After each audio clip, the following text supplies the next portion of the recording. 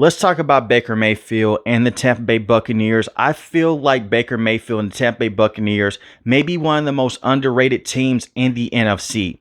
I'm not saying that Baker Mayfield and the Buccaneers will go out there and win the Super Bowl for its upcoming season, but I do believe they're being disrespected. This is a team that has seen a lot of success since 2020. We know what happened when Tom Brady came here. He went out there, he won the Super Bowl in the first season. But since then, they've been in this bit of a weird situation. Bruce Arians retired. We saw Tom Brady go out there. He retired as well. Byron Leftwich was not the offensive coordinator that they thought that he would be. They let him go. And Baker Mayfield at that time, before last season started, he was in the quarterback competition with Kyle Trask. Now, Baker Mayfield has been counted out his entire career, even dating back to college where he had to walk on to OU and to Texas Tech. He saw massive success at the University of Oklahoma. Myself, in the past included, has counted out Baker Mayfield.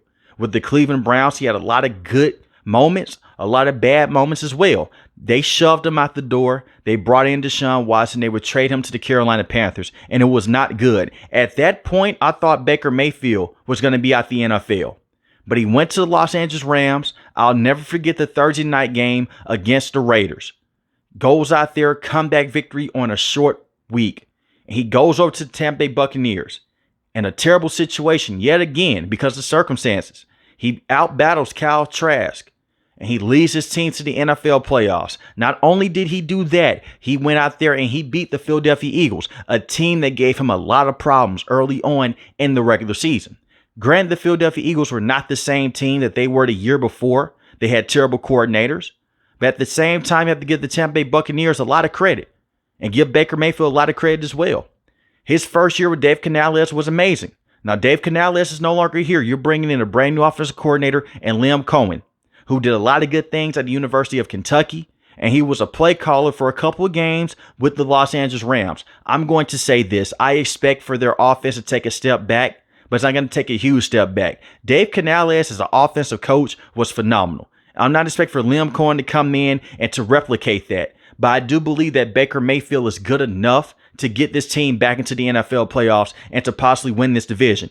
Their schedule is tough, but they have good players. This is the one thing that I don't like. I cover the Atlanta Falcons, the Carolina Panthers, New Orleans Saints. I cover every team, but especially this division. The Falcons are the favorite to win this division, but the Falcons have a lot of questions of their own. How will Kirk Cousins look with the Atlanta Falcons? How will he look coming off that Achilles injury? And who is going to be their star pass rusher?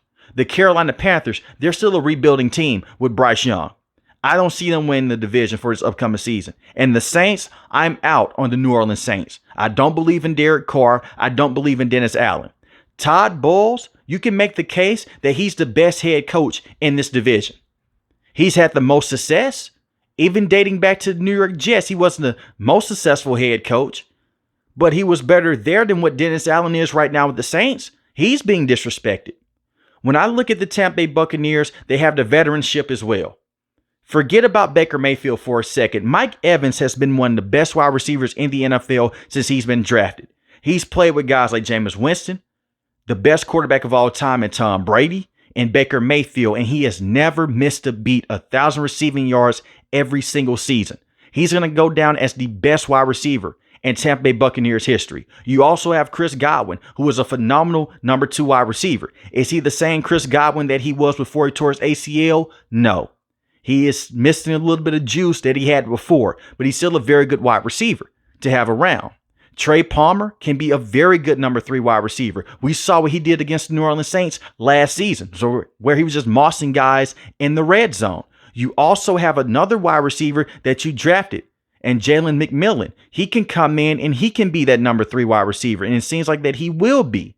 I like him and his fit. Cade Otton is a very good tight end as well. He slept on. Had 47 receptions last season for 455 receiving yards and 4 receiving touchdowns. He gets a lot of open space because he's playing alongside Mike Evans and Chris Godwin. That number 3 wide receiver in the tight end is always going to eat with the Tampa Bay Buccaneers because Mike Evans, he's going to go out there. He's going to demand double coverage. And Chris Godwin inside the slot, you're going to play roll coverage on him as well.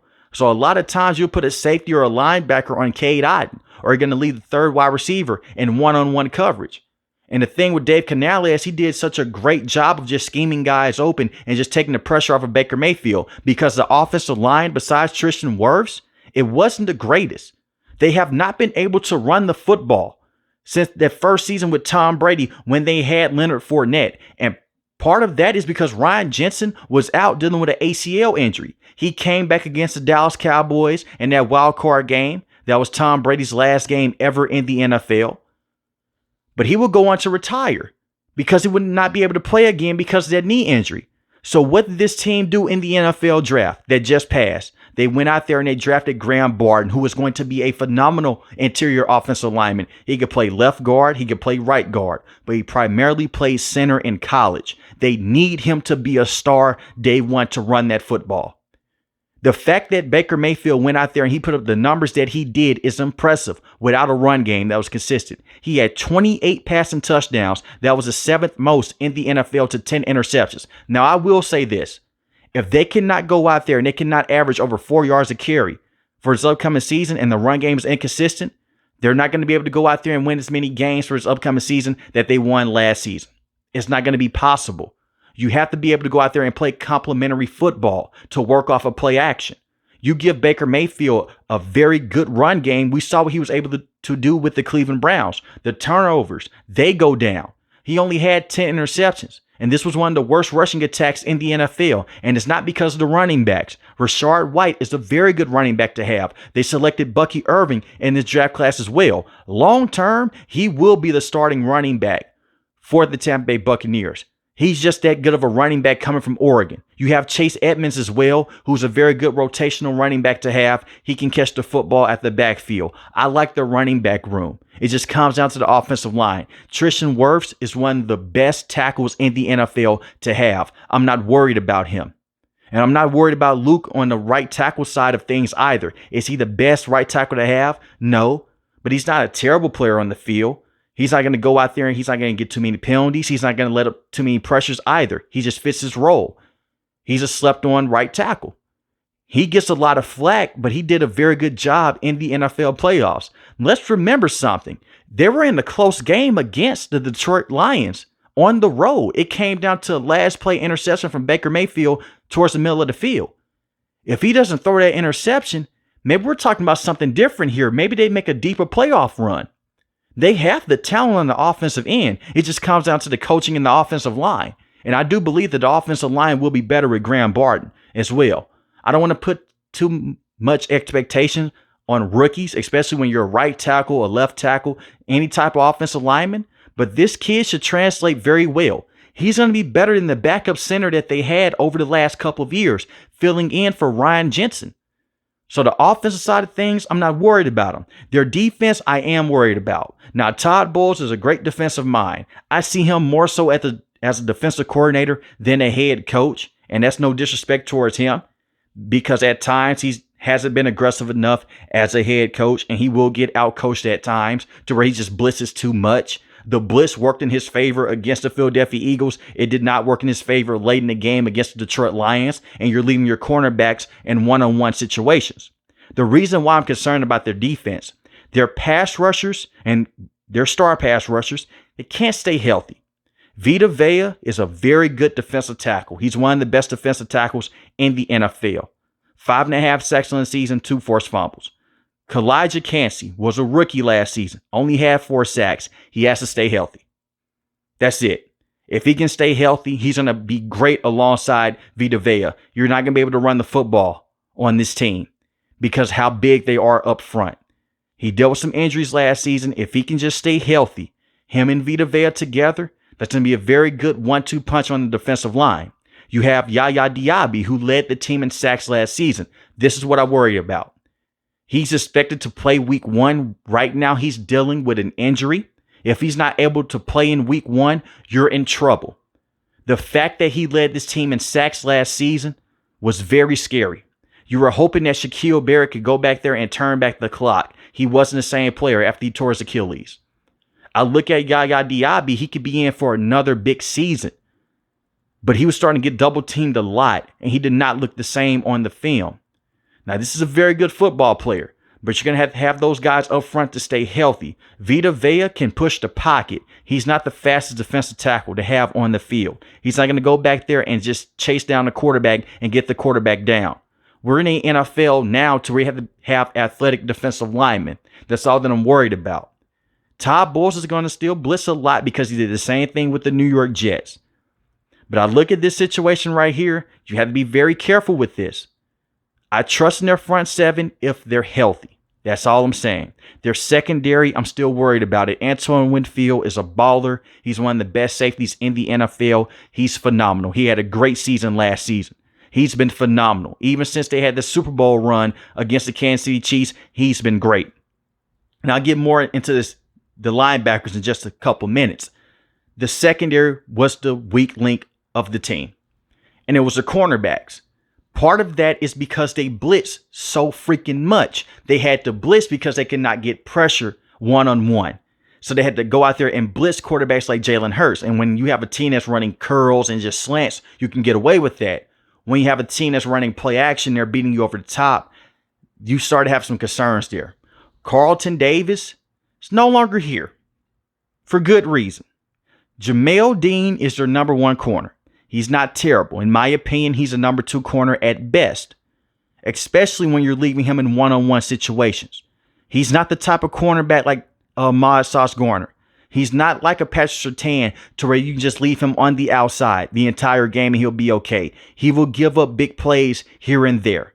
That's just how it is, especially when you play the defense that Todd Bowles plays. You have Zion McCollum. You hope that he can be a very good player. He's 25 years old.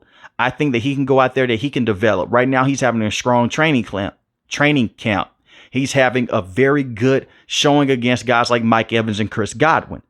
Besides those two guys, I'm worried about the rest of their secondary in that cornerback room. I am. Their linebackers, Devin White is no longer here. Devin White was an up and down player. He'll have a good week one week, then the next week he'll disappear. You just need more consistency from him. But he's no longer here. You still have Levante David. He's going to be here until he retires. He's going to go down as one of the best linebackers in Tampa Bay Buccaneers history. I like their linebacking room. You have KJ Britt as well. He's just a solid guy to have around at 25 years old. One thing that is also bothering me with their front seven, you have Joe Tryon Shoyinka. He has not been that first round pick that they were hoping for. 5 sacks last season, 1 forced fumble. That's fine. 4 sacks the season before, 4 sacks in his rookie season. He has to go out there. He has to develop. He can go out there. He can stop the run. They need him to be a pass rusher more, and the sack numbers need to go up because he's going to be entering a contract year sooner than later. So far, he has been a disappointment. Chris Braswell is a guy that you selected from Alabama. This is the very interesting thing. He can get to the quarterback, and he can make plays in space as well. Expect for him to be a star with the Tampa Bay Buccaneers for years to come. But I'm looking at Joe Tryon right now to see if he's going to be that star pass rusher that they've been looking for. We've seen some players, it takes a couple of years to get into that groove. Hopefully he can get into that groove, because if not, they will move off of him. And expect for Chris Braswell to take that spot. Regardless, Chris Braswell is going to have a huge impact on this defense for this upcoming season and for seasons beyond. But I just don't understand why the Tampa Bay Buccaneers are being slept on right now. I understand they could be one-year wonders. Baker Mayfield could be a one-year wonder quarterback, but we've seen him have successful seasons in the past, and this is coming from a guy that's been very critical of Baker Mayfield in the past as well. Yes, losing Dave Canales is going to hurt, but Todd Bowles helped hire him, and that was a great hire. I think that Liam Cohen will be a very good hire as well. They were in a lot of close games this previous season against a lot of good football teams. They were in a close game against the Houston Texans. They could have went either way. They got revenge against the Philadelphia Eagles. Late in the season, they did start to struggle with some teams, but you could not run the football. Running the football will go out there and they will help you in those situations, especially against a team like the Houston Texans. But let me know in the comment section below, how do you guys feel about the not the Atlanta Falcons? How do you guys feel about the Tampa Bay Buccaneers? And I will also say this, while I'm bringing up the Atlanta Falcons, every single team in this division, they have problems. The Falcons, right now, they don't have a star pass rusher. You give Baker Mayfield a lot of time, he's going to make you pay.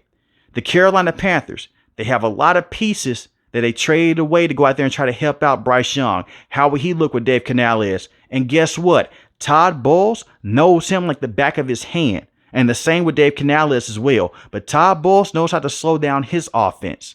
And the Saints, they're a tough team to go against. But at the same time, health and their offensive line is the weak link right now.